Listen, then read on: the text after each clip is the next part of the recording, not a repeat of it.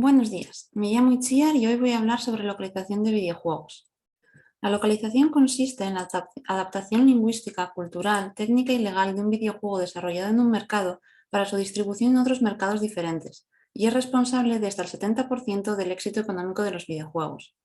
Dado que la mayoría de los videojuegos se desarrollan en inglés, una buena localización es indispensable para que los jugadores de diferentes países puedan disfrutar de las historias en su lengua materna. En un principio, allá por 1980 y 90, las traducciones de videojuegos las hacían los propios desarrolladores, programadores u otros trabajadores que no eran traductores ni traducían a su lengua materna y que no tenían los medios técnicos que existen actualmente.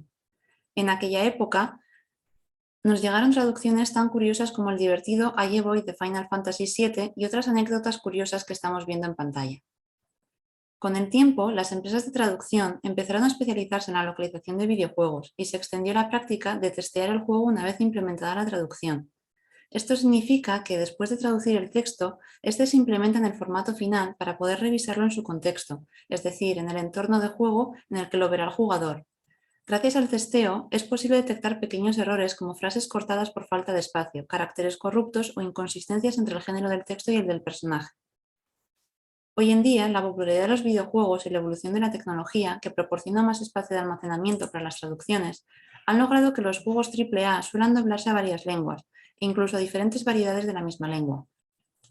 En el caso de God of War, sin ir más lejos, el juego se subtituló y se dobló tanto al español de España como al español de Latinoamérica. En pantalla vemos un ejemplo de cómo puede variar una traducción en dos variedades de la misma lengua. El doblaje, que es la parte más cara del proceso de localización, trae retos adicionales. Aunque el español puede ocupar un 30% más de espacio que el mismo texto en inglés, en el doblaje ambos deben tener la misma longitud, y en algunos casos concretos hay que adaptar el discurso a los movimientos bucales de los personajes, tal como ocurre en el cine. Estas restricciones pueden provocar discrepancias entre un idioma y otro o entre el discurso oral y el escrito, lo que puede provocar extrañeza para los jugadores que no estén familiarizados con el proceso.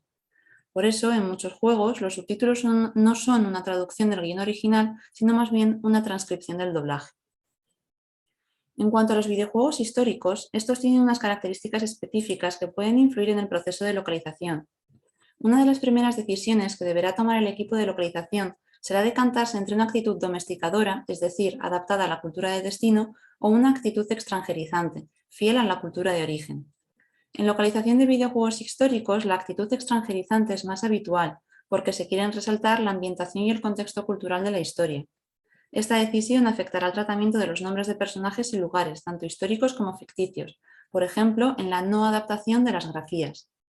Los ejemplos que se muestran en pantalla pertenecen a la versión en español del videojuego Dragon Quest, pero los nombres de algunos lugares e incluso parte de los diálogos se mantienen en italiano para dar personalidad a uno de los reinos de la historia.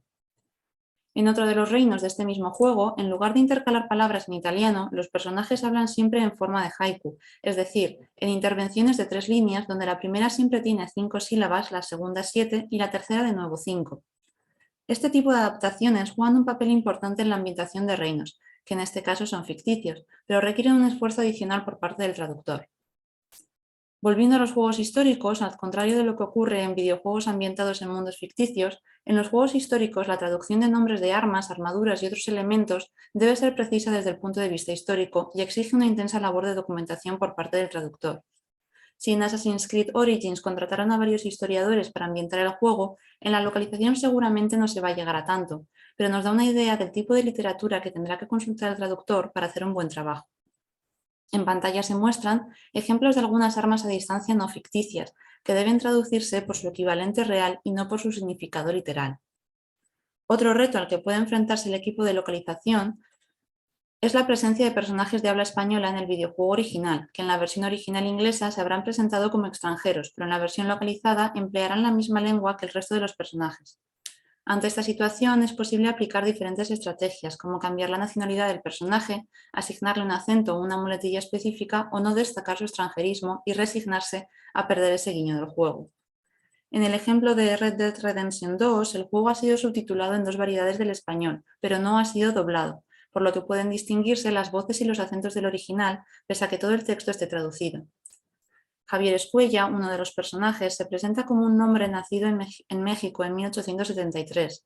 Aunque durante la mayor parte del juego habla en inglés, hay algunos momentos en los que canta en español, y hasta donde llega mi percepción, hasta aquí todo está bien.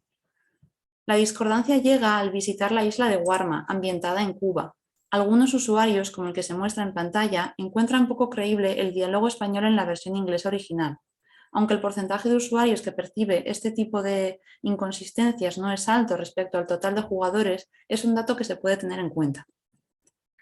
Por otro lado, la localización o variedad del español, como el español de España o el español de México, pueden resultar extrañas si el juego está ambientado en un país en el que se habla otra variedad de la misma lengua. En consecuencia, algunas empresas pueden optar por una traducción al español neutro, que debe evitar rasgos propios de un país concreto y aspira a ser aceptado en todos los países de habla española. Este fue el caso, por ejemplo, en Age of Empires 3 en 2005. Aunque desde un punto de vista lingüístico no existe un español común a todos los países de Latinoamérica o Hispanoamérica, este concepto está bastante extendido en la industria de la localización de videojuegos. Entre los juegos por ordenador publicados entre 2006 y 2016, la traducción al español neutro fue más habitual que la traducción al español de Latinoamérica, aunque menos que la traducción al español de España. Desde 2017, plataformas como Steam, una página web de venta de videojuegos, distinguen entre el español de España y el español de Latinoamérica, probablemente porque cada vez hay más juegos disponibles en ambas variedades. Si me permitís volver a poner el juego de Red Dead Redemption 2 como ejemplo, este juego podría presentar un pequeño dilema relacionado con las variedades del español. Como hemos dicho, el juego se ha subtitulado tanto en español de España como en español de Latinoamérica, pero no se ha doblado al español de España. No se ha doblado a ningún idioma, perdón, está solo en inglés.